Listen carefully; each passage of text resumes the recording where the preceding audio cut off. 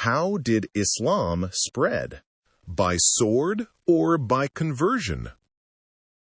Authors: Sayyid Muhammad Rizvi. How did Islam spread? By sword or by conversion?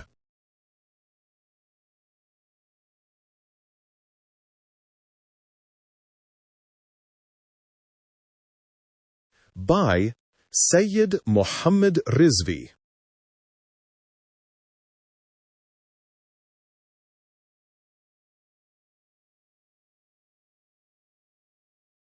Published by North American Shia Ithna Ashari Muslim Communities in 2006, 1427.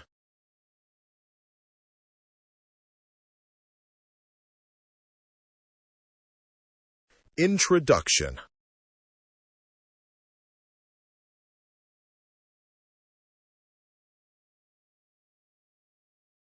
Islam is an evil religion. It promotes violence. These are some common labels used against Islam by the right-wing Christian media. Such bias is based on the historical stereotype that the Arabs forced the non-Arabs into the Islamic faith. In the recent past, it was not uncommon to see books with drawings of an Arab riding his horse with sword in the one hand and the Quran in the other. So, let us see how Islam spread in the world, by sword or by conversion. The Quranic perspective. Let us first look at the issue of conversion by force from the Quranic perspective. The Quran is very clear on this issue of entering into the Islamic fold. There is no compulsion in religion. Verily, the guidance has become clear from the error. So whosoever rejects the idol and believes in God, he has laid hold onto the most firm rope which will not break. God is all-hearing, all-knowing. There can be no force in accepting Islam. Islam wants sincere believers, not hypocrites. By forced conversion, you only increase the numbers of hypocrites, not the number of true believers. The Prophet of Islam has also been mentioned as a reminder, not as a person who forces Islam upon others. Therefore, you remind, for you are only a reminder. You are not a watcher over them. In many other verses, the Prophet is described as a bearer of good news and as a warner of God's punishment. His role was just to remind the people of their natural instinct of believing in God. As the first verse explained, force is not needed because the right way is clearly distinct from the crooked way. The Prophet's example. The life of the Prophet Muhammad may be divided into two parts. First 13 years of the Prophet's mission in Mecca, the last 11 years of his life in Medina. 1. In Mecca. The first 13 years of the Prophet's mission passed in Mecca. He and the Muslims were a minority in Mecca, and so force was inconceivable and a historical impossibility. It was persecution that forced him to migrate from Mecca to Medina. 2. In Medina. The last 11 years, the Prophet lived in Medina. The majority of the people of Medina, belonging to the tribes of Aus and Khazraj, had accepted Islam prior to the Prophet's migration to that city.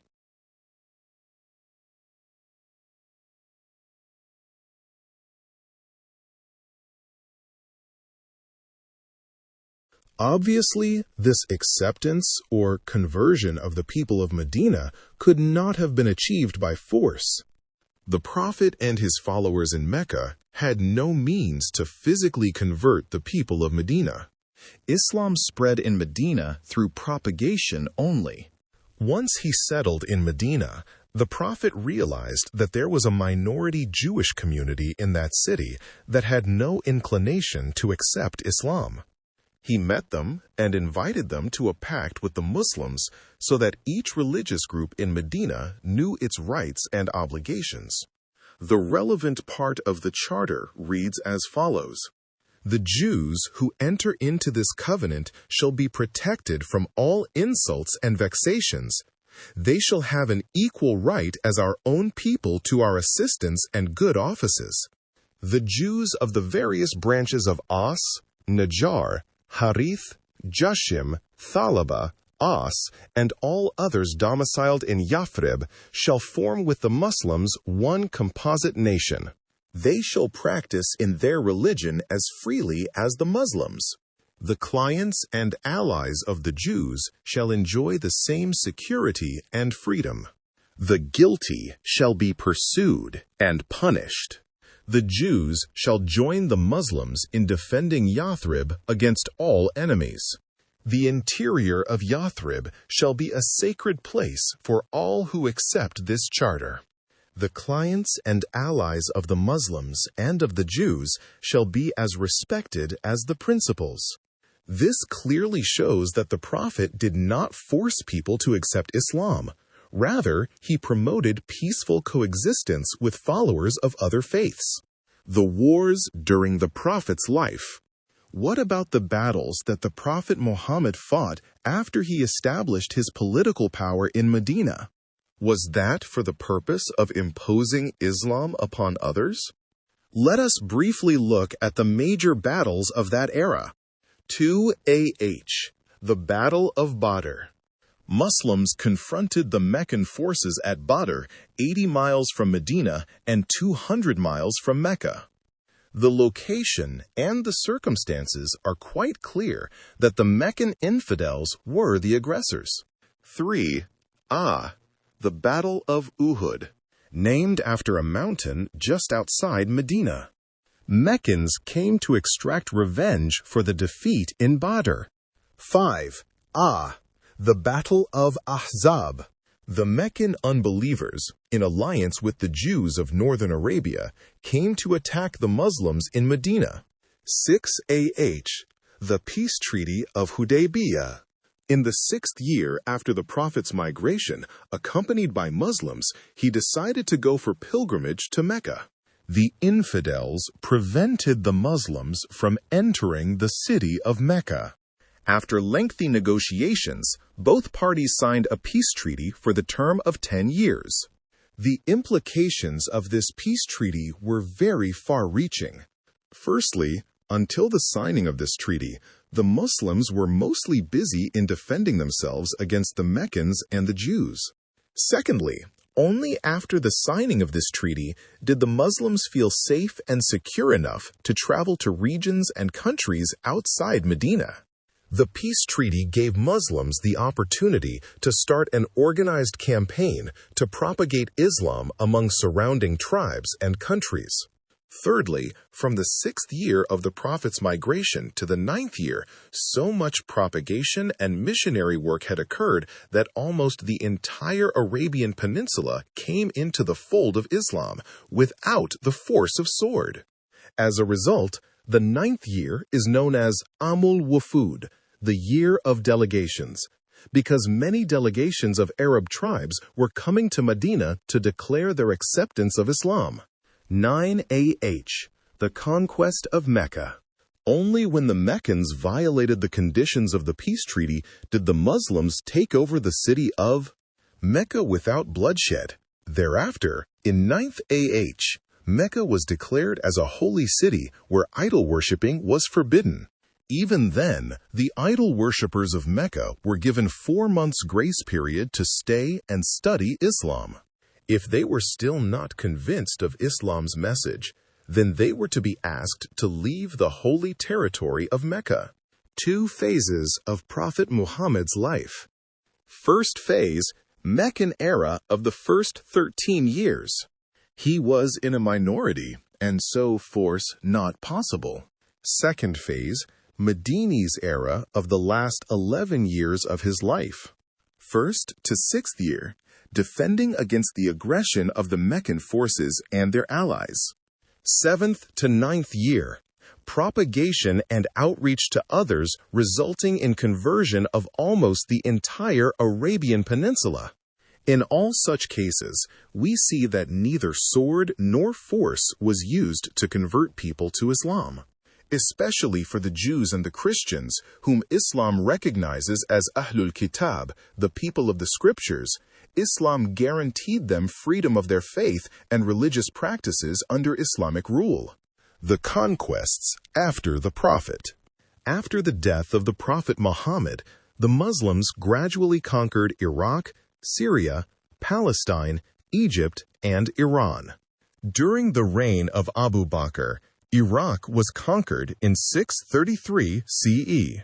During the reign of Umar ibn al-Khattab, Syria was conquered in 635 CE, Palestine in 637 CE, Egypt in 642 CE, and also 2/3 of Persia was conquered. The rest of Persia was conquered during the reign of Uthman bin Affan. Many historians look at the conquests of the rulers who came after the Prophet as a proof of conversion by force to Islam. However, we have a different perspective on these conquests made by Muslims after the Prophet's death. It is true that Muslims conquered these neighboring lands and countries, but does that mean that Islam, the religion, was spread by force? The confusion arises when writers and historians interpret the expansion of the Muslim Arab Empire as the expansion of Islam, the religion. It is undeniable that the Muslim Arab Empire spread by military force all over the Middle East, but this did not automatically translate into the spread of Islam as a religion. Ira M. Lapidus, in his A History of Islamic Societies, writes, "The question of why people convert to Islam has always generated intense feeling. Earlier generations of European scholars believed that conversions to Islam were made at the point of the sword, and that conquered peoples were given the choice of conversion or death. It is now apparent that conversion by force, while not unknown in Muslim countries, was in fact rare. Muslim conquerors ordinarily wished to dominate rather than convert, and most conversions to Islam were voluntary.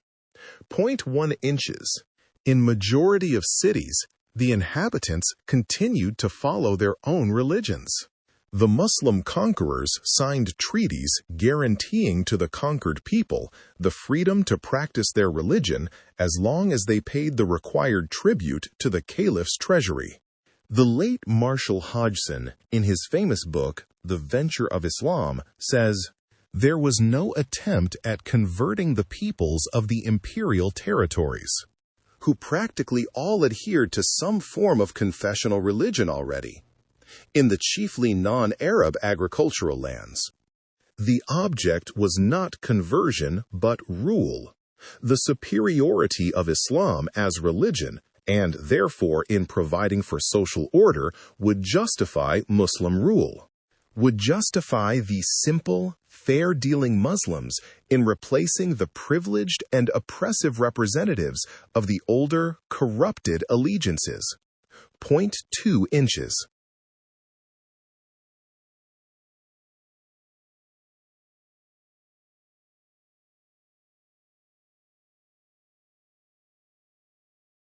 Ira M. Lapidus writes the following in earlier quoted book, A History of Islamic Societies. The second principle was that the conquered populations should be as little disturbed as possible. This means that the Arab Muslims did not, contrary to reputation, attempt to convert people to Islam. Muhammad had set the precedent of permitting Jews and Christians in Arabia to keep their religions if they paid tribute. The Caliphate extended the same privileges to Middle Eastern Jews, Christians, and Zoroastrians, whom they considered people of the book, the adherents of earlier written revelations. 0.3 inches. Expansion of the Muslim Arab Empire versus expansion of the Islamic faith. I have no hesitation in saying that some Muslim rulers actually preferred that the conquered citizens follow their old religion in order to ensure the flow of desired revenue into their treasuries. They were not in the business of promoting or spreading the Islamic faith. Examples from Muslim history. History provides sufficient proof that the Muslim empires were spread by military might, but that does not necessarily translate into the spread of Islam by force too. 1. Look at the example of India. Muslims ruled India for about 800 years, but there never was a Muslim majority in that country. The numbers themselves show that force was not part of the spread of Islam in that region. A prominent Indian historian and journalist, Dr. Khuswant Singh, in his A History of the Sikhs, has discussed about the early days of Islam in India. He clearly states that Islam was spread in India not by the Muslim rulers, but by the Muslim spiritual masters and missionaries. 4. 2. Study the history of the Far East, and you will see that a Muslim army or navy never set its feet in Malaysia or Indonesia. However, population-wise, Indonesia is the largest Muslim country in the world. Islam spread there only through Muslim traders and missionaries. Lapidus mentions 3 theories to explain the acceptance of Islam in the Far East: the role of merchants, the importance of the missionaries, and the value of Islam to the common people rather than to the ruling elites. 5. It was through the character and behavior of the Muslim traders that the Indonesians were first attracted to Islam. Similar situations in the spread of Islam are recorded for the African continent. 3. Look at the last Muslim empire, the Ottoman Empire. It was ruled by a Turkish caliph and was governed by the millet system, a multi-religious, multicultural society. Ottoman Empire dominated vast region of Christian land in Eastern Europe, but it never forced its Christian citizens to convert to Islam. They were given the right to govern their own lives according to their own religious traditions. Look at Greece, a neighbor of Turkey that was colonized by Muslim Turks for about 500 years, but you never hear or see of a sizable minority of Muslims among the Greeks, even today. If we were to compare the attitude of the Muslim rulers towards the minorities living under their rule during the 19th century with the attitude of the Europeans and the Americans towards their minorities, I dare to say that the record of the Muslims would be much better. Professor Davison, a prominent historian of the Ottoman Empire, writes, "It might in fact have been argued that the Turks were less oppressive of their subject people than were Prussians of the Poles, the English of the Irish, or the Americans of the Negroes. There is evidence to show that in this period, i.e., late 19th century, there was emigration from independent Greece into the Ottoman Empire, since some Greeks found the Ottoman government a more indulgent master 6 inches. 4. Islam faces a very formidable enemy in form of the biased media in Europe and the Americas. But look at the growth and spread of Islam in the West. In spite of all the hurdles, it is one of the fastest growing religions in the United States of America. It already has a strong presence in the United Kingdom, France, and Germany. This speaks volumes about how this religion has spread and is spreading even now. The path of future. Muslims in the West must realize that the strongest response to the biased media is their own behavior and character. If they portray the correct Islamic conduct in their daily lives, then their neighbors, their co-workers, and those who know them will not believe in the negative portrayal of Islam in the media. Imam Ja'far as-Sadiq, the 6th Shia Imam from the Ahlul Bayt, said, "Call the people towards Islam without using your tongue." That is, not by words but by actions. Your behavior at home, at workplace, and in the community should be a means of defending and portraying the true image of Islam. 1. Ira M. Lapidus, A History of Islamic Societies, page 243 to 244. 2. M. Hodgson, The Venture of Islam, Volume 1, page 199.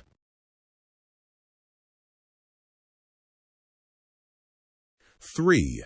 A History of Islamic Societies, page 43. 4. Khushwant Singh, A History of the Sikhs, Volume 1 pp. 20-28. 5. A History of Islamic Societies, page 469. 6. Roderick H. Davison, Reform in the Ottoman Empire, 1856-1876, page 116. Get PDF, Get EPUB, Get Mobi. Publisher: North American Shia Ithna Asheri Muslim Communities. Source URL #comment-0. Links: